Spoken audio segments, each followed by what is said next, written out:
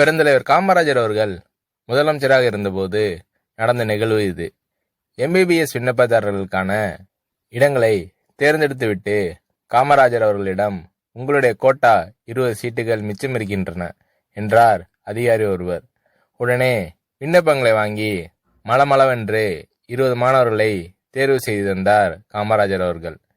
எந்த அடிப்படையில் தேர்வு செய்தார் என்பதை அதிகாரியால் புரிந்து கொள்ள முடியவில்லை. காமராஜர் அவர்களிடமே அதை கேட்டார் அந்த அதிகாரி. அதற்கு காமராஜர் அவர்கள், நான் தேர்வு செய்த மாணவர்களின் பெற்றோர்கள் அனைவருமே எழுத படிக்க தெரியாதவர்கள். எல்லோரும் விண்ணப்பத்தில் கைநாட்டு போட்டிருக்கிறார்கள். இதை பாருங்கள் என்று கூறினார் காமராஜர் அவர்கள். அதிகாரி ஆச்சரியப்பட்டு காமராஜர் அவர்களின் சமுதாய அக்கறை நினைத்து பார்த்து வியந்து போனார்.